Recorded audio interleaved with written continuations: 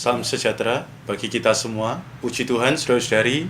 Hari ini kita kembali meneruskan Bible Study Truth and Life di dalam seri keajaiban yang ada di dalam Alkitab.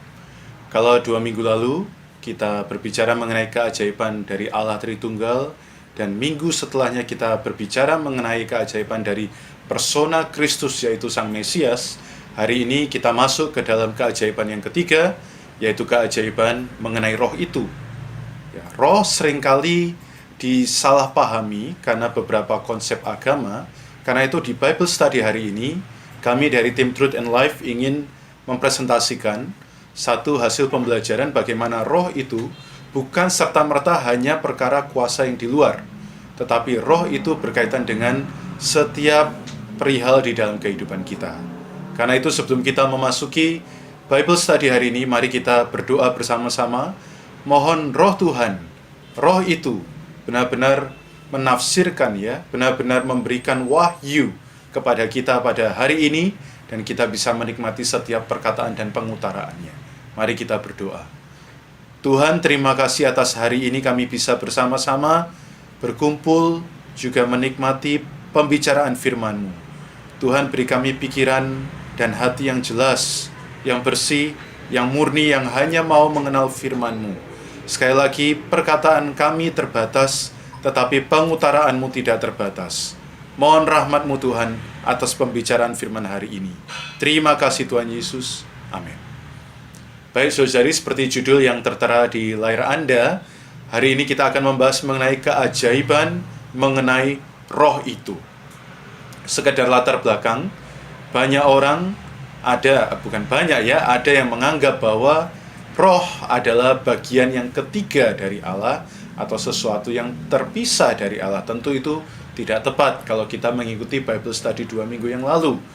Ya, karena Bapa, Putra, dan Roh adalah Allah yang esa, Allah yang Tritunggal. Saudara-saudara, mari kita lihat beberapa pandangan lain mengenai roh itu, yaitu bahwa ada yang menganggap roh itu hanya sebagai kekuatan yang di luar dari Allah. Ya, ini hanyalah sesuatu yang bersifat momen, ya, jika ada waktu tertentu, momen tertentu baru roh itu ternyatakan. Tetapi mari kita lihat apa yang terjadi atau apa yang ada di dalam Alkitab, ya, yang mewahyukan mengenai roh itu yang tidak terlepas dari diri Allah. Karena Yohanes pasal 4 ayat 24 mengatakan bahwa Allah itu roh. Jadi saudara, kita harus berpegang bahwa roh yang dimaksud di dalam Alkitab bukanlah pribadi, persona yang terpisah dari diri Allah, ataupun bukanlah satu seperti suruhan, ya, abdi Allah, ya, yang benar-benar bukan diri Allah. Karena Allah itu roh. Baik, untuk memulai Bible Study kita hari ini, kita akan melihat mulai dari kitab Kejadian terus sampai ke kitab Wahyu. Karena di sana, di kitab-kitab itu, Allah yang adalah roh diwahyukan kepada kita dengan berbagai bentuk nama yang progresif. Artinya maju. Kenapa? Karena Allah kita tidak pernah mundur. Allah kita terus maju. Maksudnya apa? Mari kita lihat di slide ini. Yang pertama, di dalam Kejadian pasal 1 ayat 2, ya, di mana bumi itu belum berbentuk dan kosong, dikatakan bahwa roh Allah melayang-layang di atas permukaan air. Saudara-saudara, ya, bahwa kata mengenai roh pertama kali tercantum itu ada di dalam kitab Kejadian pasal 1 ayat 2 yang berhubungan dengan penciptaan Allah atas alam semesta ini. Jadi berkaitan dengan alam semesta, berkaitan dengan penciptaan, roh itu disebut sebagai roh Allah. Ya, jadi kalau mau lihat di dalam bahasa aslinya, nanti saudari bisa membuka, ya, bahwa roh Allah yang adalah Elohim, ya, dia menciptakan alam semesta ini. Ya, dia benar-benar Allah yang besar, Allah dari segala alam semesta. Ya, jadi ini yang diwahyukan pertama di dalam Alkitab. Tetapi Allah kita bukan hanya sekedar Allah yang menciptakan alam semesta. Di dalam ekonominya, rencananya, tujuannya, ya, Allah ini berhubungan dengan manusia. Itulah sebabnya beberapa minggu yang lalu kita tahu bahwa seluruh Alkitab berbicara mengenai Allah, Kristus, gereja. Artinya saat Allah ada di alam semesta dari kekekalan yang lampau, Allah itu tidak menemukan kepuasan. Kepuasan itu hanya ada dalam gereja, dan gereja adalah manusia yang telah dipilih, ditebus, ya, dilahirkan kembali dan sebagainya. Tapi sebelum kita bicara ke sana, Allah sejak semula memang ingin berhubungan dengan manusia. Allah yang progresif ini tidak berhenti pada penciptaan. Di dalam ekonominya, di dalam tujuan dan rencananya, Allah di dalam bentuk roh itu tadi, ya, sangat berhubungan dengan manusia. Sangat ada kaitannya dengan manusia. Karena itu secara progresif kita melihat di kitab Hakim-Hakim 3 ayat 10 bahwa yang awalnya bernama Roh Allah menjadi Roh Tuhan, T-U-H-A-N, huruf kapital semua, yang dalam bahasa aslinya adalah Yehova.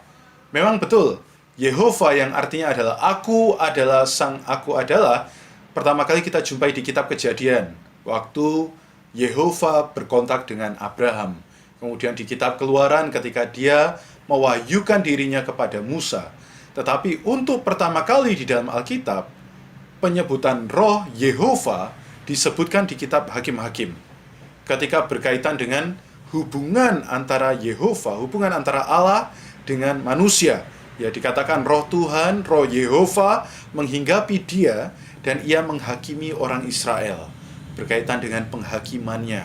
Ia maju berperang, lalu Yehova menyerahkan Kusyan, Rishathaim, Raja Aram ke dalam tangannya. Jadi saudara, ini adalah penggunaan yang kedua dari penyebutan roh di dalam Alkitab. Ya, moga saudari dari sini masih bisa mengikuti, ya, roh Allah, kemudian roh Yehova. Yang ketiga, keberadaan roh itu juga berkaitan dengan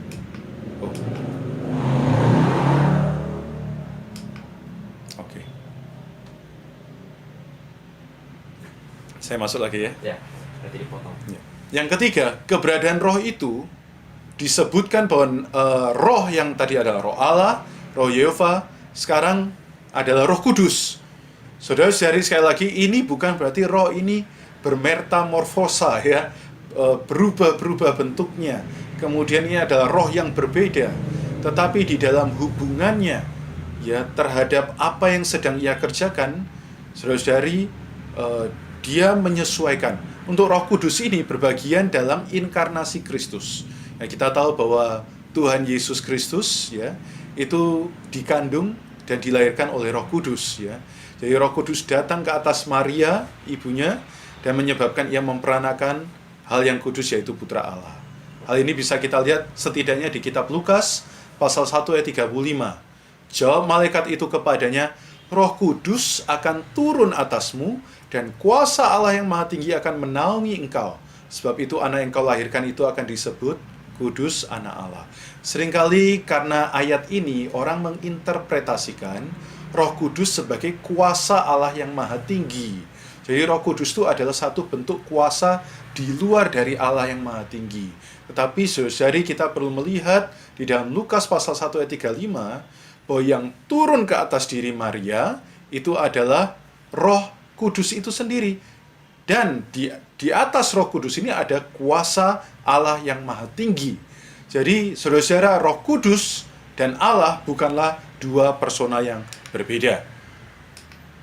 Kalau tadi kita melihat Roh Kudus itu berkaitan dengan proses inkarnasinya Tuhan Yesus, ya, kita melihat setelah Tuhan Yesus mati dan bangkit, ya, di dalam kitab Kisah Para Rasul pasal 16 ayat 7 kita menemukan penyebutan yang lain lagi, yaitu Roh Yesus. Apa yang disebut dengan Roh Yesus? Seperti Anda bisa lihat, ya, di layar Anda bahwa Roh Yesus ini berbagian dengan kelahiran, kehidupan, dan terlebih penderitaan Yesus. Anda tahu mengapa, saudara? Karena sepanjang hidupnya Tuhan Yesus itu menempuh satu penghidupan yang menderita. Dalam tanda kutip, kalau saya boleh berbicara, Tuhan memang secara fisik naik ke atas kayu salib saat dia berumur atau berusia 33,5 tahun. Tetapi sebenarnya sejak dari keterkandungannya, bahkan sejak kelahirannya, Tuhan kita sudah menempuh penghidupan yang menderita. Tuhan kita sudah menempuh penghidupan yang memikul salib. Saudara-saudari, karena itu penyebutan Roh Yesus berkaitan dengan bagaimana umatnya yang menderita di dalam setiap pelayanan, di dalam setiap perkara ya, penghidupan sebagai orang Kristen, ada Roh Yesus yang menopang dia.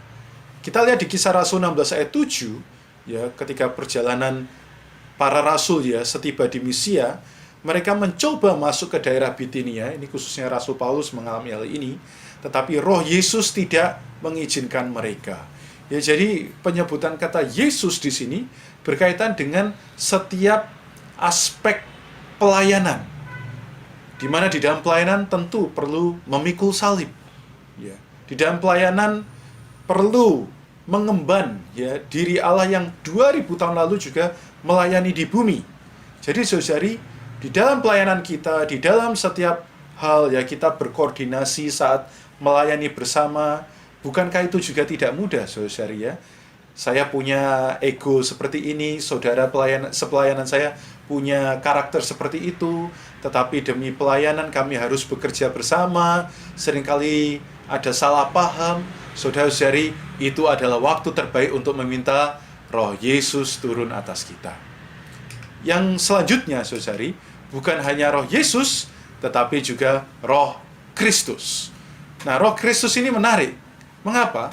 Karena puji Tuhan, Tuhan kita bukan hanya Tuhan yang menderita dan mati di kayu salib, Tuhan kita lebih adalah Tuhan yang bangkit. Kata Kristus mengacu kepada kebangkitannya, dan bagaimana di dalam kebangkitannya membagikan hayat kepada kita. Saudari, di Roma 8 ayat 9 dikatakan bahwa tetapi kamu tidak hidup di dalam daging, melainkan dalam roh, jika memang roh Allah diam di dalam kamu. Tetapi jika orang tidak memiliki Roh Kristus, ia bukan milik Kristus. Jadi ada penyebutan Roh Allah, juga ada penyebutan Roh Kristus, menunjukkan bahwa Roh Kristus adalah Roh Allah. Ini bukan dua roh yang berbeda, bukan dua roh yang terpisah, bukan dua roh yang bentuknya berbeda. Tetapi kitab Roma berbicara ya mengenai perkara hidup di dalam daging, bagaimana kita bisa menang. Kita perlu ada di dalam kebangkitan, ya, karena segala perbuatan daging telah nyata, ya, dan semua hal dari perbuatan daging berujung kepada maut. Tapi puji Tuhan, di dalam Roh Kristus ada kebangkitan. Saudari, ketika Anda tadi ya, di dalam Anda menempuh hidup seorang Kristen, khususnya akhir-akhir ini tidak mudah, bukan ya? Apalagi sebagai minoritas, seringkali kita merasa terdesak, kita merasa tertekan, mungkin kadang kita juga mengalami penganiayaan.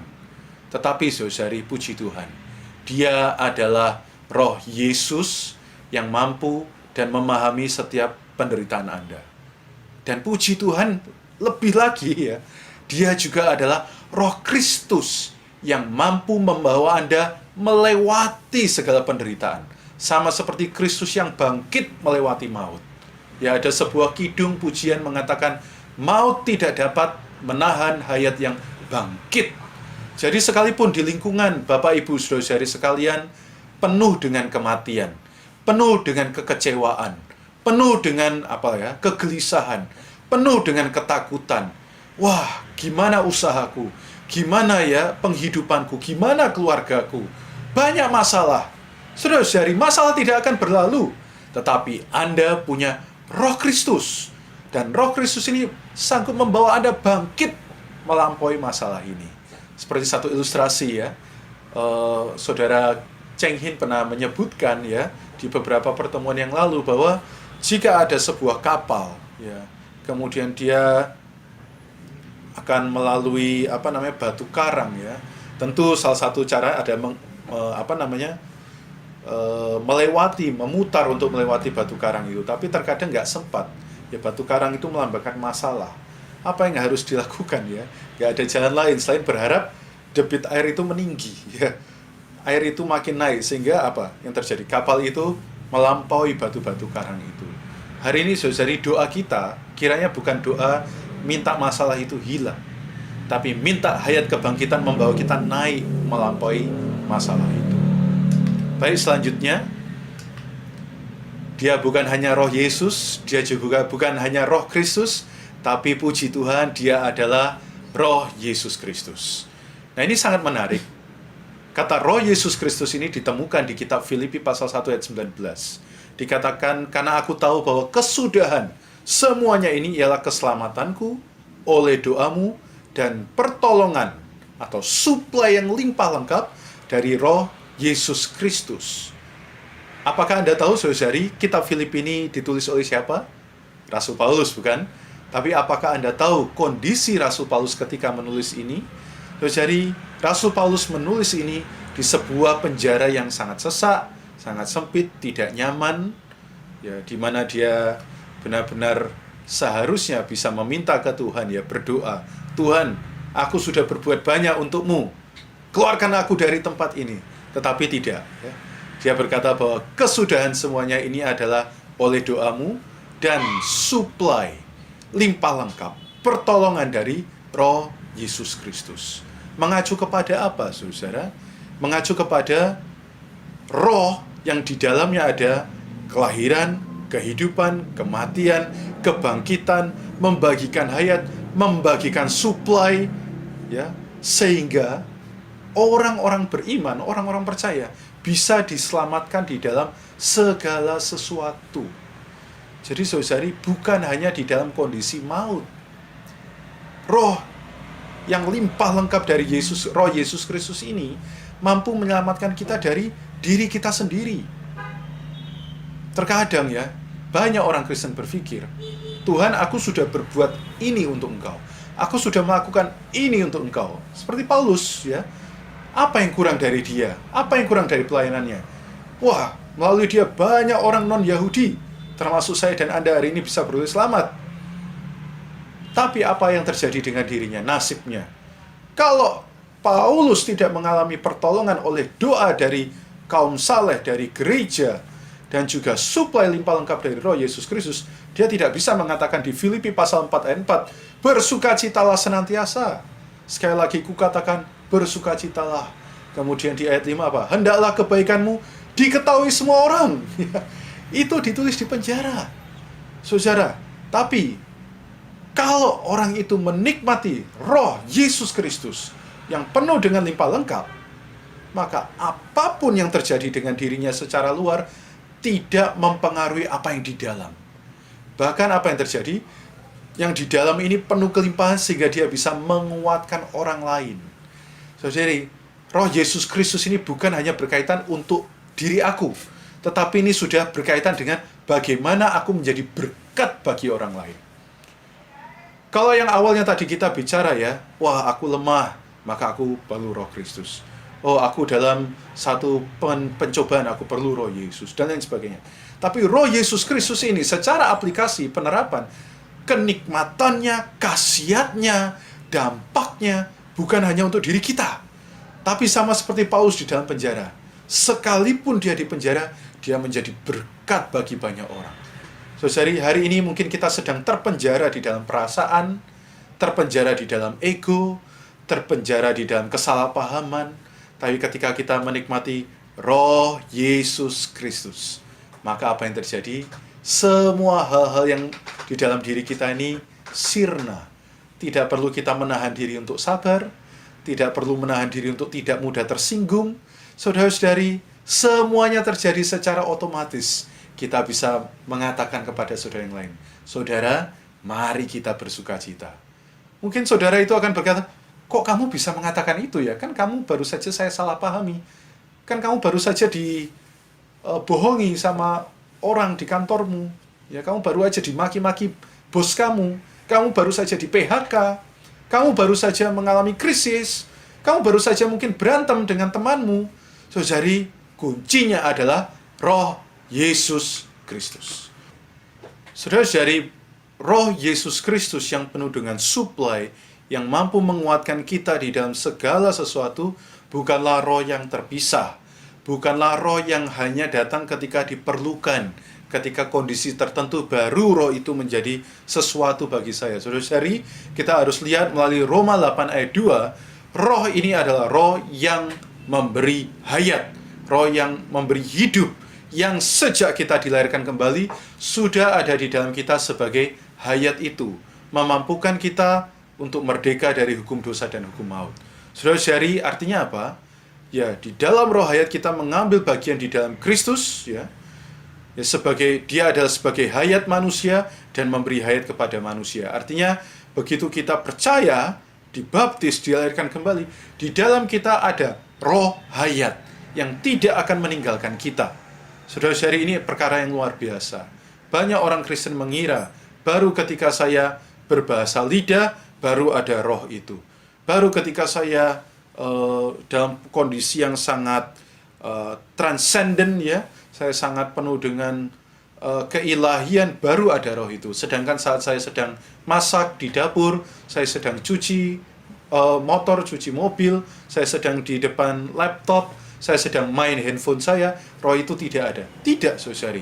Serta-merta, sejak Anda dilahirkan kembali, serta-merta roh itu sudah ada sebagai hayat, memberikan hayat.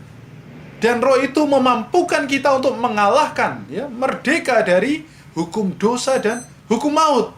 Karena itu, saudara, wah, ini luar biasa, ya, perkara roh hayat di dalam Anda. Bukanlah hal yang kecil. Jangan pernah meremehkan roh yang ada di dalam Anda, ya. Tuhan Yesus saja berkata kepada murid-muridnya, kamu tidak tahu roh macam apa, ya, roh apa yang ada padamu. Saudara, roh yang ada pada kita ini betul-betul besar. Nah, roh hayat ini secara aplikasi adalah roh yang memberikan hayat, memberikan hidup. Seperti ada tertulis di 1 Korintus 15 ayat 45, manusia pertama Adam menjadi makhluk hidup, tetapi Adam yang akhir, yaitu Kristus, karena setelah itu tidak ada lagi Adam yang lain, menjadi roh yang menghidupkan. Saudara-saudara, puji Tuhan, ya. Di dalam Adam yang lama, di dalam ciptaan lama, kita hanyalah makhluk hidup. Tidak ada bedanya dengan makhluk hidup lainnya. Ya, mungkin kita memiliki akal budi, kita memiliki kecerdasan, kita memiliki, ya, banyak, ya, yang bisa diperdebatkan. Tetapi ada satu hal yang tidak bisa diperdebatkan. Adalah ketika kita menerima Kristus, kita mendapat hayat. Puji Tuhan. Tidak ada makhluk lain yang memiliki hayat selain manusia yang dilahirkan kembali dan menerima Kristus sebagai roh pemberi hayat. Sekali lagi, apa itu hayat? Hayat mengacu kepada diri Allah yang kekal itu sendiri hidup di dalam kita. Minggu depan kita akan membahas mengenai keajaiban mengenai hayat. Baik, saudara, kemudian beberapa hal yang terakhir, ya, kita melihat bahwa selanjutnya roh itu dinamakan roh itu, ya. Di dalam Yohanes 7 ayat 39 dikatakan roh itu belum datang, ya, karena Yesus belum dimuliakan. Tetapi setelah Yesus mati di kayu salib, bangkit, naik ke surga, turun kembali menjadi roh yang memberi hidup, bahkan kemudian diperkuat menjadi 7 kali ganda, ya. Nanti kita akan melihat di dalam gereja yang merosot, roh itu menguatkan kaum beriman. Maka puncaknya di Wahyu 22 ayat 17, roh itu disebut roh itu, ya. Tentu, ya, saudara-saudara, ini melambangkan kepada roh yang al-muhid, roh yang telah rampung dan ekspresi akhir dari Allah Tritunggal. Ya, nanti di dalam breakout room Anda bisa membahas lebih lanjut mengenai ini. Apa maksudnya roh yang telah rampung, ya? Oh, apakah sekarang roh itu belum rampung? Saudara-saudara, maksudnya di sini ada secara progresif di dalam ekonomi Allah, tujuan dan rencana Allah, ya. Waktu di dalam Yohanes 7 ayat 39, roh itu belumlah bisa menjangkau manusia. Roh itu baru ada di dalam persona Yesus Kristus. Tetapi ketika Yesus mati di kayu salib, tubuhnya itu seperti cangkang yang terpecah. Dari dalamnya menunaskan hayat yang bisa masuk ke dalam setiap kaum yang percaya kepadanya. Di saat itulah roh itu sudah datang, menjadi penghibur, penolong bagi kita semua. Puji Tuhan. Bahkan di Wahyu 22 ayat 17, roh itu dan pengantin perempuan berkata, marilah, ya. Barang siapa mendengarnya, hendaklah ia berkata marilah. Jadi puncak ekspresi pewahyuan dari roh disebut sebagai roh itu. Ya. Nah, terakhir saya tadi sempat sentuh mengenai 7 roh. Ini berkaitan dengan kondisi gereja yang gersang, kondisi gereja yang merosot, yang bercampur dengan dunia, banyak memakai budaya, cara-cara hari ini, saudara, sehingga apa? Firman Tuhan mulai tidak murni, praktek-praktek kekristenan mulai mentolerir banyak hal. Saudara, di zaman itulah, demi mendatangkan Tuhan kali kedua, perlu yang disebut 7 roh. Ya. Di Wahyu 1 ayat 4 dikatakan yang ada, yang sudah ada, dan yang akan datang, dan dari ke-7 roh yang ada di hadapan tahtanya. Kemudian Wahyu 4 ayat 5, dari tahta itu keluar kilat dan bunyi guruh yang menderu, dan 7 obor menyala-nyala di hadapan tahta itu, itulah ke-7 roh Allah. Ya. Angka 7 melambangkan kesempurnaan, ya, penggenapan, saudara. Jadi 7 roh melambangkan roh yang betul-betul sempurna dan secara 7 ganda menyempurnakan gereja. Amin, puji Tuhan. Karena waktu ya, saya langsung. Nah, roh ini, saudara ya, roh itu memiliki 2 aspek. Yang pertama disebut aspek esensial, yang kedua adalah aspek ekonomikal. Secara cepat, apa itu esensial dan ekonomikal? Esensial berkaitan dengan yang di dalam, ekonomikal berkaitan dengan yang meluap dari dalam, ya. Tercurah pertama-tama dari atas ke atas kita, kemudian di dalam pengalaman sehari-hari ini adalah apa yang di dalam kita, roh yang sudah berhuni di dalam kita ini meluap-luap, ya. Seperti segelas air, di dalamnya dikasih air, tapi kalau terus-menerus ada di bawah keran, meluap-luap, ya. Ada ekspresi yang meluap. Nah, aspek esensial dan ekonomikal bukan hal yang baru terjadi sekarang. Ya, setidaknya Kristus mengalami. Secara esensi, dia dikandung, dilahirkan oleh roh, dari roh, ya. Kita bisa melihat ayat-ayat ini, tadi sudah dibaca. Tetapi bagi ministrinya, bagi pelayanannya, ya, roh secara ekonomikal baru turun waktu Tuhan Yesus dibaptis. Dan waktu Tuhan mati di kayu salib, Tuhan berkata, Eli, Eli, lama sabachthani, ya. Ya. Mengapa engkau meninggalkan aku, Bapa? Mengacu bukan kepada berarti Tuhan ditinggal, dia bukan Tuhan di atas kayu salib. Ketuhanannya hilang. Bukan, saudara. Ini mengacu kepada roh ekonomikal, roh yang turun saat dia dibaptis, yang ada di dalam pelayanannya, ya, yang memperkuat dia di dalam pelayanannya, ministrinya. Nah, ini tidak bisa berkaitan dengan dosa, saudara, ya, karena seluruh dosa dari seluruh zaman dan seluruh manusia ditumpahkan ke atas pribadi Tuhan Yesus Kristus di atas kayu salib. Nah, di sisi dia sebagai Sang Kudus, roh ekonomikal ini harus menyingkir. Tetapi sebagai Sang Kasih, roh esensial ini menampung, ya, di dalam diri Tuhan Yesus ini menampung segala dosa manusia untuk disalibkan di atas dagingnya, ya, bukan di dalam rohnya, ya.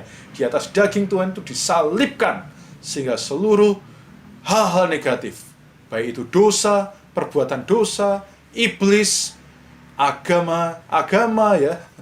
Kemudian apalagi perseteruan manusia lama, semua sudah disalibkan di atas kayu salib, dibereskan oleh Tuhan kita. Puji Tuhan. Tapi yang esensi dan ekonomikal ini bukan hanya dialami Kristus, ini juga dialami oleh gereja sebermula.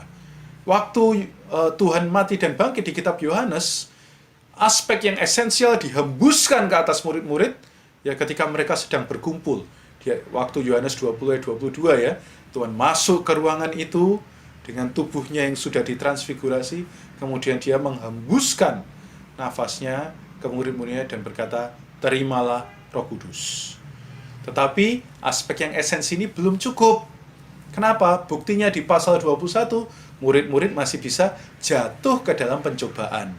Yang harusnya mereka menjadi penjala manusia, jatuh kembali menjadi penjala ikan, ya. Kembali ke hidup yang lama. Karena itu perlu aspek yang ekonomikal, yang memperkuat mereka untuk terus hidup bagi Tuhan. Karena itu di dalam kitab Kisah Para Rasul pasal 2, murid-murid berkumpul 10 hari itu berdoa bersama-sama sampai akhirnya di hari Pentakosta, ya, roh itu seperti lidah turun ke atas para murid-murid. Hari ini, saudara-saudari, Puji Tuhan. Kita tidak perlu menunggu banyak event, ya. Bagi kita hari ini, melalui kita percaya dan dibaptis, kita memiliki kedua aspek roh itu. Di 1 Korintus 12 ayat 13 dikatakan bahwa kita semua telah dibaptis, ya, ke dalam satu tubuh. Dan kita diberi minum dari satu roh itu. Saudari, roh itu artinya apa?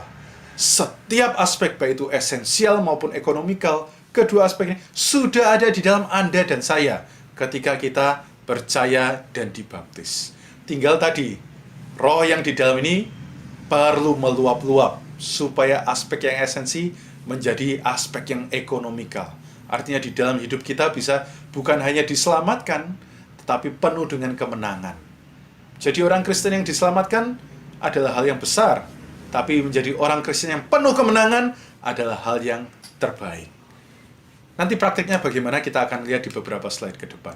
Secara cepat, saudara, saya ingin tampilkan bahwa di dalam pekerjaannya, roh itu bersaksi. Jadi roh itu nggak pernah diam, saudara ya. Dia mau bersaksi.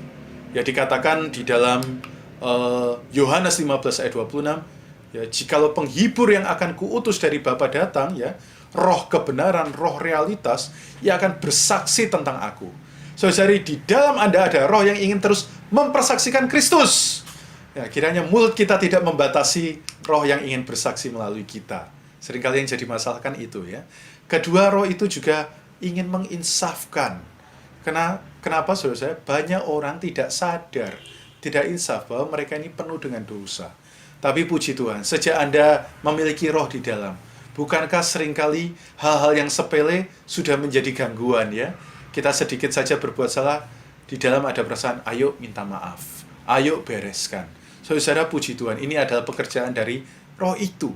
Kemudian roh ini melahirkan kembali. Ya, Yohanes 3 ayat 6 mengatakan apa yang dilahirkan dari daging adalah daging, apa yang dilahirkan dari roh adalah roh. Saudara, ini benar-benar satu pekerjaan yang terus-menerus Tuhan lakukan. Dan di dalam prakteknya kelahiran kembali betul sekali seumur hidup, tetapi secara pengalaman kita dapat mengalami kesegaran kelahiran kembali melalui ayat 1 Korintus 6 ayat 17, yaitu mengikatkan diri pada Tuhan. Saudara, ketika kita mengikatkan diri pada Tuhan, kita menjadi satu roh dengan Dia, kita akan mengalami kesegaran kelahiran kembali dari apa yang pernah kita alami. Kemudian roh ini juga memperbarui kita. Karena saudara, melalui kelahiran kembali, manusianya kita ini diperbarui, ya. Kita mengalami pembaharuan yang dikerjakan oleh Roh Kudus. Saudara, puji Tuhan, sejak roh itu di dalam kita, setiap hari kita bisa makin merasa baru. Obat anti-aging yang sejati bukanlah merek-merek Korea, saudara ya. Obat yang membuat Anda terus awet muda dan baru adalah roh itu. Anda mau tetap awet muda, ibu-ibu, para saudari, banyaklah menikmati roh itu. Kemudian roh itu juga berhuni. Ya, 2 Timotius 1 ayat 14 mengumpamakan roh yang berhuni sebagai harta yang indah yang dipercayakan. Jika Anda diberikan satu handphone Nokia 3310, buat Anda itu mungkin handphone yang jatuh berulang kali nggak masalah. Tapi begitu dikasih iPhone Pro 11, ya, wah, ya, di kantong itu rasanya sesuatu yang berat, ya. Kalau jatuh rasanya kok sayang. Nah, ini lebih dari iPhone Pro 11, lebih dari emas batangan. Ini adalah roh, harta yang indah, dipercayakan kepada Anda, tinggal di dalam Anda. Jadi kalau ada orang mengatakan kamu jelek, gak apa-apa, biarkan saja. Di dalam Anda ada harta yang indah. Wah, ya, gak perlu ini, saudara. Sekarang kan zamannya bullying, ya. Perkataan verbal menyakiti hati. Anda nggak perlu sakit hati, karena di dalam Anda ada harta yang indah. Kemudian harta yang indah ini nggak hanya diam, berhuni. Dia bahkan mengurapi, memberikan pengajaran. Sehingga saudara, orang Kristen nggak perlu tanya orang pintar, nggak perlu cari dukun, nggak perlu cari orang-orang yang lain. Tentu ya kita bisa bersekutu dengan kaum beriman yang lain. Tapi saudara, jika Anda bersekutu dengan roh itu, membaca Alkitab, Anda juga memiliki pengajaran di dalam diri Anda. Anda juga bisa, saudara ya, mengalami pengurapan yang sejati di dalam diri Anda. Wah, sehingga Anda bisa mengetahui apa yang Tuhan inginkan, kehendak Tuhan atas diri Anda. Ya, dikatakan di 1 Yohanes 2 ayat 27 bahwa pengurapannya mengajar kamu tentang segala sesuatu dan pengajarannya itu benar. Iblis seringkali memakai banyak situasi, ya, banyak doktrin, sehingga membuat banyak orang Kristen bingung. Ini kan kata Alkitab, ini juga kata Alkitab, mana yang benar? Saudara, Anda perlu bertanya pada roh itu. Roh itu akan memberi pengajaran yang benar. Amin. Baik, selanjutnya dalam pekerjaannya, wah ini luar biasa, saudara. Roh itu menguduskan. Dan cara dia menguduskan adalah melalui menyuplaikan sifat kudus ke dalam diri kita. Jadi saudara, Anda mau kudus, caranya bukan bertapa. Caranya bukan meditasi. Ya, kemarin Rabu kita membahas kekuatan laten jiwa. Kita bukan menyendiri di satu gua atau di pantai, malah nanti hanyut, saudara. Di dalam gua kita malah nanti hilang. Cara kita menjadi kudus bukan dengan berpakaian yang harus putih-putih atau berpenampilan seperti saya. Bukan ya, saya harus demikian karena memang saya menghargai Anda, saya menghargai pembicaraan firman Tuhan. Tapi yang menguduskan kita bukan sesuatu yang di luar. Itu juga bukan berarti, kalau gitu pakaian saya selengean deh. Cara berdandan saya juga, rambut saya aut-autan. Aut-autan itu apa ya? Serampangan, ya. Tapi saudara, melalui Anda menikmati roh itu akan menguduskan Anda di dalam. Nah, yang di dalam itu akan terekspresi di luar, saudara. Sehingga apa? Kalau Anda menikmati roh, pasti penampilan Anda juga rapi. Kalau Anda menikmati roh, pasti tutur kata Anda juga akan sopan. Kenapa? Karena roh itu adalah roh yang menguduskan. Terakhir, roh ini adalah roh yang mengubah. Mengubah bukan mengubah penampilan luaran, tapi mengubah dari satu tingkat kemuliaan kepada tingkat kemuliaan yang lain. Dan roh itu di dalam pekerjaan juga adalah roh yang mengubah. Dia bukan mengubah secara luaran, tetapi saudara, roh ini mengubah dari satu tingkat kemuliaan yang lebih tinggi, dari satu tingkat kemuliaan kepada kemuliaan yang lain. 2 Korintus 3 ayat 18 mengatakan, ya, dan karena kemuliaan itu datangnya dari Tuhan yang adalah roh, maka kita diubah menjadi serupa dengan gambarnya dalam kemuliaan yang semakin besar. Dalam bahasa aslinya adalah dari satu tingkat kemuliaan kepada tingkat kemuliaan yang lebih tinggi. Pekerjaannya dia juga adalah kuat kuasa di dalam kaum beriman, ya. Di Kisah Rasul 1 ayat 8 kita tahu bahwa ketika Roh Kudus turun ke atas kamu, kita memiliki kuasa, ya, untuk menjadi saksi. Jadi Anda tidak perlu takut menjadi saksi Kristus, karena di dalam Anda sudah ada kuat kuasa. Roh ini juga adalah karunia, ya, memberikan karunia untuk bisa berkata-kata dengan hikmat. Terutama di dalam perhimpunan-perhimpunan gereja, saudara, iblis paling suka cita ketika melihat orang Kristen diam saja. Nanti di breakout room, jangan diam saja, saudara. Anda perlu minta kepada roh itu untuk apa? Memberikan perkataan yang menyuplai, ya, memberikan karunia dengan pengetahuan untuk membicarakan diri Tuhan yang menguatkan kaum beriman yang lain. Saudara, praktek hidup gereja yang sebermula, setiap orang bisa memberitakan firman. Bahkan Paulus berkata, ya, bahwa lebih baik 5 kata yang bisa dimengerti daripada satu bahasa yang tidak bisa dimengerti, ya. Saudara, perkataan Anda di dalam roh sangat menguatkan orang lain. Karena itu, jangan rendahkan. Jika ada orang yang sedang bersaksi, jika ada orang yang sedang memberitakan firman, saudara, Anda perlu amin, dan Anda juga perlu terdorong, terinspirasi juga untuk memberitakan atau menuturkan sabda Tuhan, menubuatkan firman Allah. Baik, selanjutnya saudari, kita masuk kepada kondisi kita adalah berbaur dengan roh itu. Apa maksudnya? Kita harus tahu bahwa di dalam kita sebagai manusia, kita ini punya roh, ya. Roh. Kita akan melihat bahwa di dalam ayat-ayat yang disebutkan di Zakaria 12 ayat 1, bahwa manusia itu diciptakan dengan roh yang ada di dalam dirinya. Tetapi saudara, roh itu begitu manusia jatuh dalam dosa, roh itu menjadi mati. Sehingga di dalam 1 Korintus 15 ayat 45, perlu ada roh yang menghidupkan. Ya, jadi ada roh yang hidup, menghidupkan roh kita yang mati. Sampai sini mengerti ya, saudari ya. Nah, sehingga roh yang awalnya mati bisa dihidupkan dan terpelihara sempurna sampai kedatangannya. Nah, bagaimana caranya? Saudara ya. Ini kita lihat karena dosa ya. Di Efesus 2 ayat 1, kamu dahulu sudah mati karena pelanggaran dan dosa-dosamu. Ya. Jadi saudari, dosa kita menyebabkan roh kita yang pertama kali mati. Ya, Adam dan Hawa bukan tiba-tiba mati ya, tapi rohnya yang mati sehingga dia harus keluar dari persekutuan dari Taman Eden. Terhalang ya oleh kekudusan dan kemuliaan Allah. Tapi puji Tuhan, sejak kita percaya roh itu menghidupkan kita bisa berbagian di dalam perbauran. Nah, roh yang sudah menghidupkan kita ingin memelihara kita sempurna, maka roh ini perlu berbaur senantiasa dengan kita. Jadi kalau saya mengilustrasikan ya, itu tuh sekali dia masuk menghidupkan kita, dia nggak terlepas, saudara. Ya, roh ini bukan sesuatu yang datang memberi satu misi, ya menghidupkan roh kita terus pergi. Kemudian mission accomplished, misi selesai. Sehingga roh kudus itu di luar, dan roh kita manusia yang hidup tuh sendiri, terpisah. Tidak, saudara. Begitu roh Allah menghidupkan kita, sampai Tuhan datang, sampai selamanya, dia bersatu, berbaur dengan roh kita. Betul tidak, saudara? Ini tidak lagi menjadi elemen yang berbeda. Ini menjadi elemen yang berbaur. Inilah yang disebut roh kelahiran kembali. Ini luar biasa, saudara. Di dalam roh Anda ada roh perbauran. Memang tidak banyak ilustrasi yang bisa menggambarkan, tapi setidaknya saya bisa menggunakan ilustrasi ada air panas dan seduhan teh. Awalnya ini dua hal yang berbeda, tetapi begitu teh itu diseduhkan, maka ini tidak menjadi dua hal yang berbeda. Yang terjadi air dan teh ini menjadi satu, sehingga disebut air teh. Saudara, tidak terpisahkan. Saudara-saudara, itulah yang terjadi dengan kita.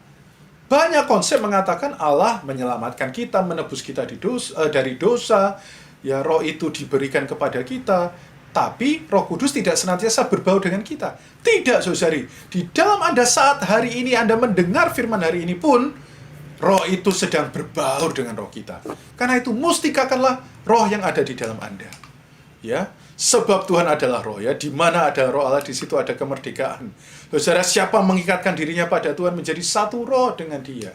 Ya, Anda dimerdekakan dari hari ke hari. Kenapa? Karena di dalam Anda dan saya ada roh itu. Nah, sekarang kita masuk kepada praktiknya, saudara. Kita perlu hidup menurut perasaan roh. Seringkali, saudara ya, dikatakan di Roma 8 ayat 10. Tetapi jika Kristus yang ada di dalam kamu, ya, maka tubuh memang mati karena dosa, tapi roh adalah kehidupan oleh karena kebenaran. Kita perlu menaati ya, perasaan yang diberikan oleh roh yang hidup di dalam kita karena kebenaran. Ya, seringkali kita mau melakukan ini dan itu di dalam timbul perasaan. Saudara-saudara, kalau Anda taat dengan perasaan itu, hasilnya adalah damai sejahtera.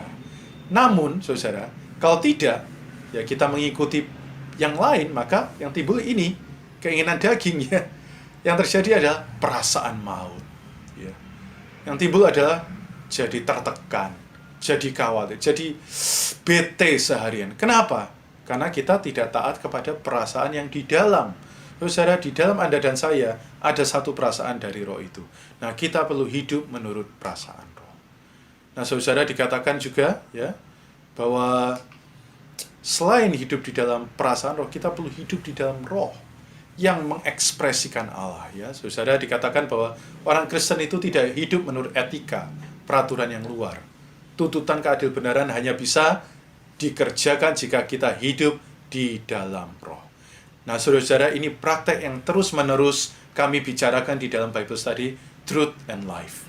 Beberapa waktu yang lalu ya, minggu lalu, Saudara Cheng Hin meminta kita mengalami, mempraktekkan, bertanya pada Tuhan, Tuhan, siapakah Engkau? Apa yang harus aku lakukan? Satu doa yang pendek tetapi sangat membawa kita makin mengenal Kristus. Hari ini, saudara, saya mau memimpin Anda belajar untuk 1 minggu ke depan, bahkan seumur hidup Anda, mengalami hidup di dalam roh. Saudara, tidak ada cara lain selain bertobat dan menyeru nama Tuhan. Menyeru nama Tuhan Yesus membuat kita yang awalnya banyak di pikiran, beralih dari pikiran ke roh. Saudara, kemarin kita bicara mengenai kekuatan laten jiwa. Semua ada di sini ya. Semua ada di sini. Tetapi begitu kita menyeru, oh Tuhan Yesus, Pelan-pelan yang ada di pikiran ini semua diletakkan di atas roh. Maka cara kita berpikir, cara kita mengambil keputusan, cara kita menyikapi pasangan kita, cara kita menyikapi anak kita, cara kita menghadapi bos kita, cara kita menghadapi bawahan kita, semua ada di dalam roh. Kenapa? Karena Allah adalah roh. Ketika Anda menyeru nama Yesus yang adalah persona dari Allah itu sendiri, yang adalah roh, maka di dalam Anda akan ada satu kemampuan, daya untuk hidup mengekspresikan Allah. Buktikan. Nanti ketika Anda banyak menyeru nama Tuhan, cara berpikir Anda akan beralih menjadi cara berpikir Yesus. Cara Anda menghadapi pasangan akan berubah menjadi bagaimana Yesus yang menghadapi pasangan Anda. Cara Anda menghadapi lingkungan sekitar akan berubah menjadi bagaimana Yesus menghadapi lingkungan sekitar. Bukankah, saudara, kita tahu kisah murid-murid Tuhan ketika ada di perahu, ombak, semua khawatir, tapi Tuhan bisa begitu tenangnya. Dari mana? Karena memang persona Tuhan adalah persona yang tenang. Seringkali kita tidak tenang. Tapi ketika kita hidup di dalam roh, berseru kepada nama Tuhan, maka tanpa perlu dibuat-buat, Anda juga ada satu ketenangan yang sejati. Ya, saudara-saudara, ada banyak ayat di sini ya. Kita bisa membaca, menikmatinya setidaknya. Saya ambil beberapa ayat. Dikatakan, hiduplah oleh roh, maka kamu tidak akan mengikuti keinginan daging. Ya. Nah, jika kita hidup oleh roh, baiklah hidup kita juga dipimpin oleh roh. Makin kita menyeru nama Tuhan, bersatu dengan Tuhan, maka apa? Keinginan daging itu otomatis hilang. Hidup kita juga otomatis dipimpin. Tidak perlu dibuat-buat, tidak perlu dipaksa-paksa. Saudara, semua terjadi seiring kita bersatu hidup di dalam roh. Sehingga hasilnya apa? Ada kasih, ada sukacita, ada damai sejahtera, ada kesabaran, dan lain sebagainya, saudara. Bahkan yang terlebih penting, ada penguasaan diri. Nih ya, para bapak, ya, para saudara, penguasaan diri. Tak perlu belajar melalui hidup di dalam roh. Ya, para ibu juga tentu ya. Ini lagi banyak sale ya, karena banyak mall sedang buka banyak diskon, Anda perlu banyak penguasaan diri. Ya. Bagaimana caranya tadi? Sebab barang siapa berseru kepada nama Tuhan akan diselamatkan. Ya, kedua, kita mengaku dosa, maka Dia akan mengampuni segala dosa dan menyucikan kita. Penghidupan kita jadi penghidupan yang penuh pertumbuhan, penuh dengan ekspresi. Amin. Sehingga kita bisa melakukan perkara-perkara yang berasal dari Tuhan, dan kita bisa memiliki damai sejahtera dari Tuhan. Amin. Kiranya Tuhan memberkati kita, rohnya menyertai kita semua. Selamat menikmati Tuhan di kelompok-kelompok breakout room. Amin.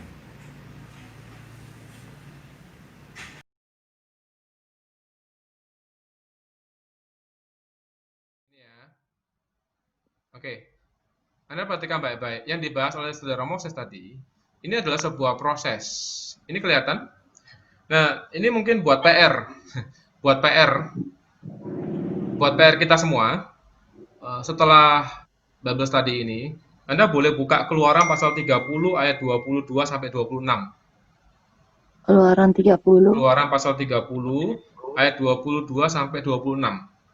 Nah, nanti mungkin tolong saudara Moses kasih link.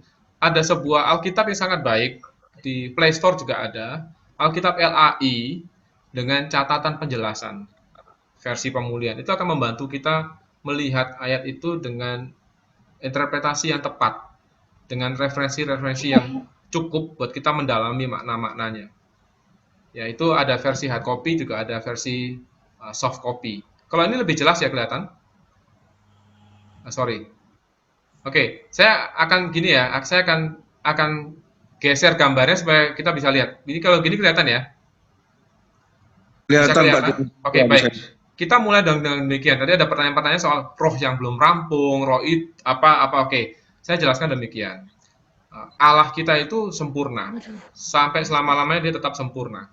Oke, tetapi kita bisa melihat bahwa roh Allah itu melalui sebuah proses yang panjang.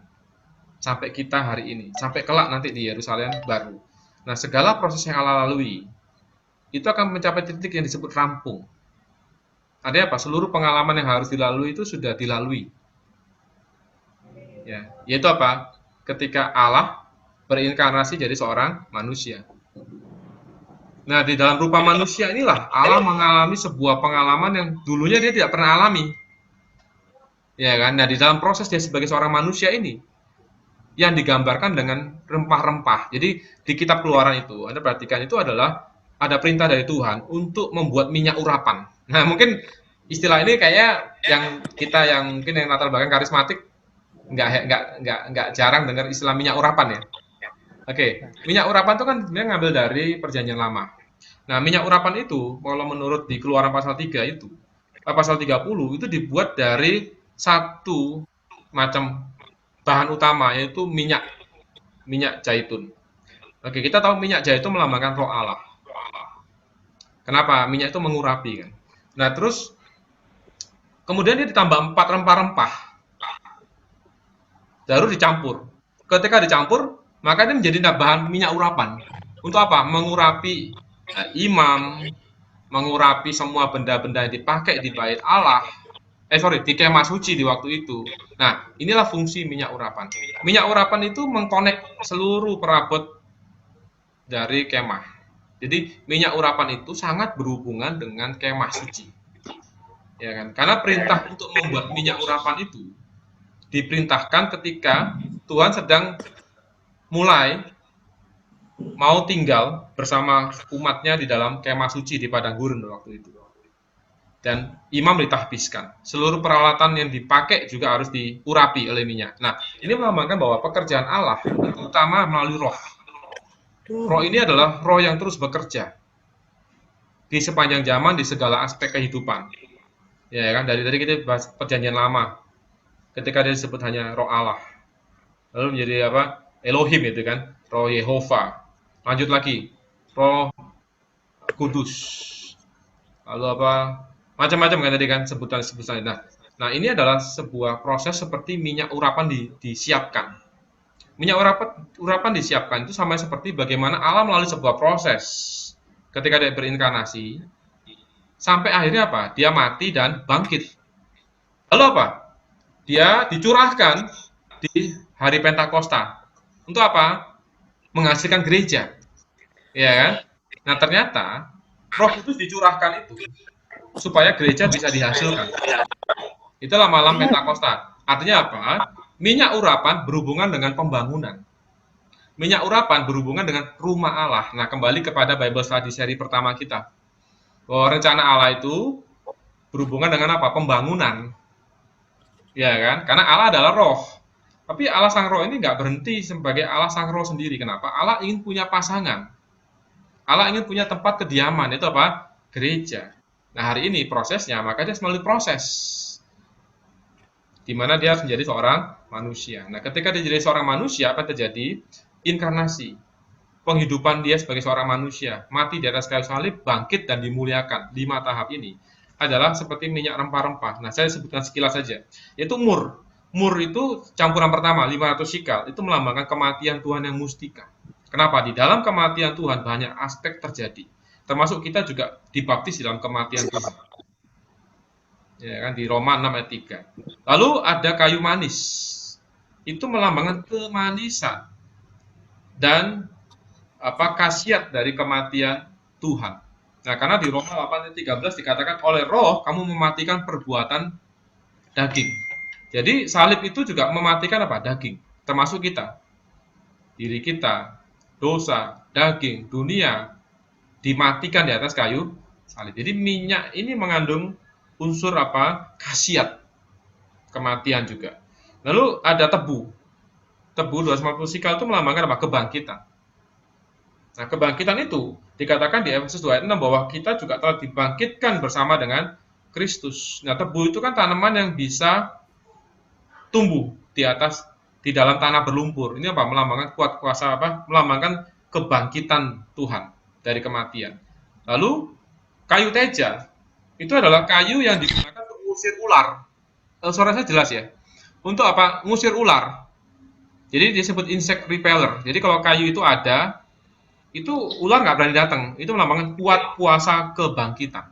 Jadi kebangkitan itu tidak hanya bicara fakta kebangkitan, tapi juga ada kuat kuasanya yang mengalahkan maut. Nah, itu kenapa di Filipi 3 ayat 10 dikatakan yang ku kehendaki ialah mengenal dia dan kuat kuasa kebangkitannya. Jadi saudara Moses cerita kan, bagaimana Paulus di penjara, dia bisa sukacita. Sukacita itu perlu kuat kuasa, ya, untuk bisa sukacita di tengah situasi yang menderita, ya kan. Nah, ini adalah ketika ini semua disatukan, 4 rempah-rempah ini, maka menjadilah sebuah yang disebut minyak rempah-rempah atau minyak urapan. Minyak urapan. Nah, ini adalah melambangkan apa? Yesus yang sudah melalui proses. Ya, ini disebut roh itu.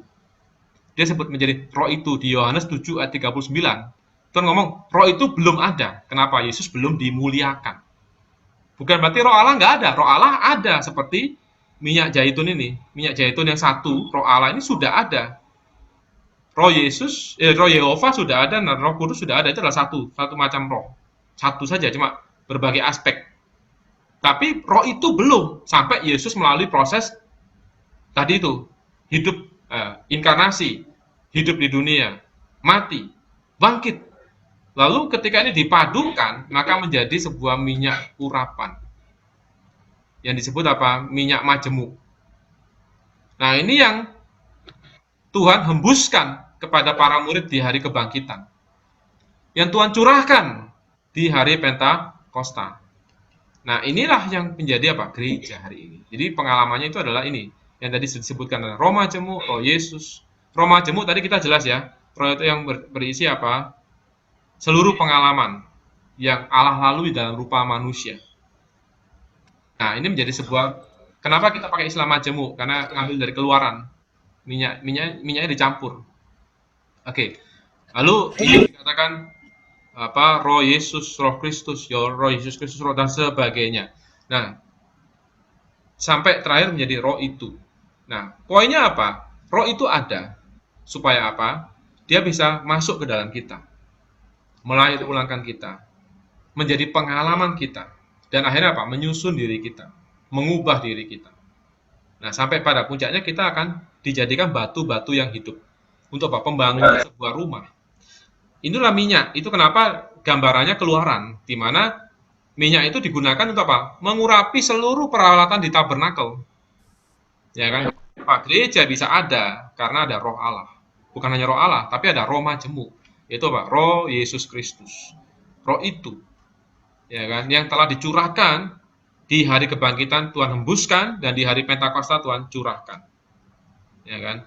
Nah, puji Tuhan. Dan hasilnya apa? Kerajaan 1000 tahun dan Yerusalem yang baru, yaitu apa? Pembangunan yang sejati, di mana Allah dan manusia berbaur jadi satu. Nah, pengalamannya apa? Hari ini.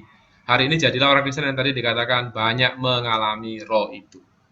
Berbaur dengan roh itu, ya kan? Berpaling ke dalam roh itu.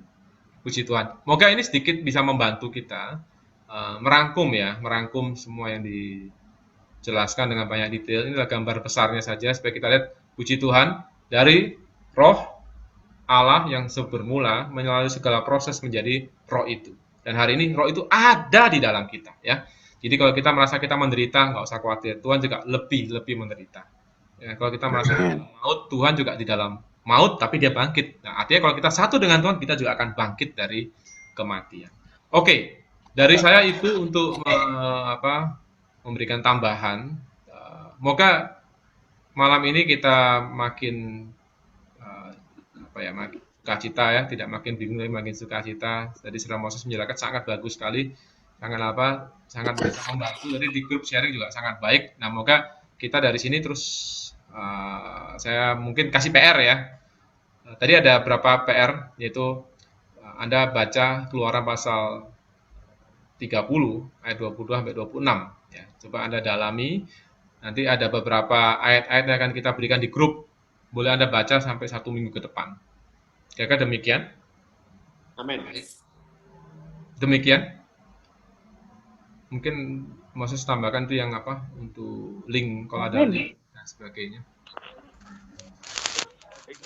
Jadi di chat box Zoom ini sudah saya berikan link dari Alkitab yang tadi Saudara Cheng Hin mention, ya, sebutkan bahwa Yasmerin bekerja sama dengan LHI menyediakan satu Alkitab, ya, yang sangat membantu di dalam studi dan pembelajaran kita.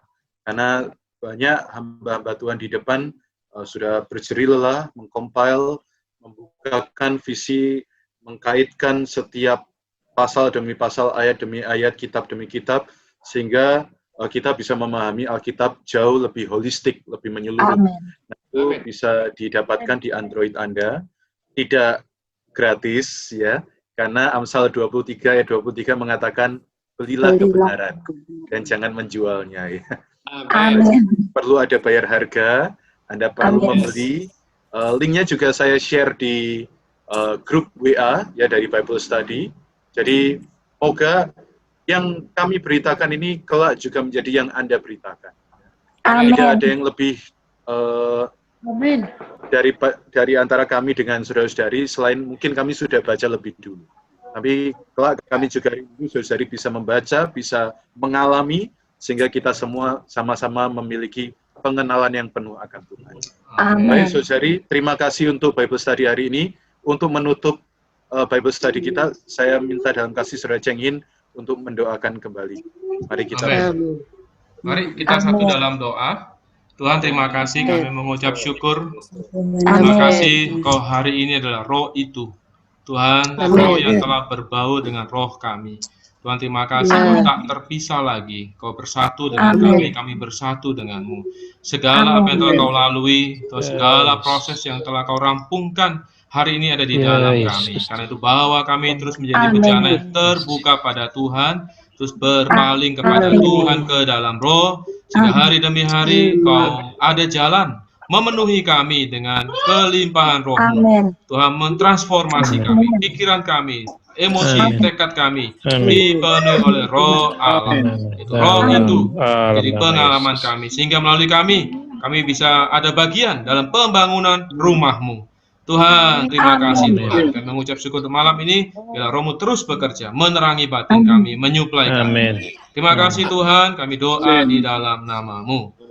Amin. Tuhan, Tuhan berkati kita semua.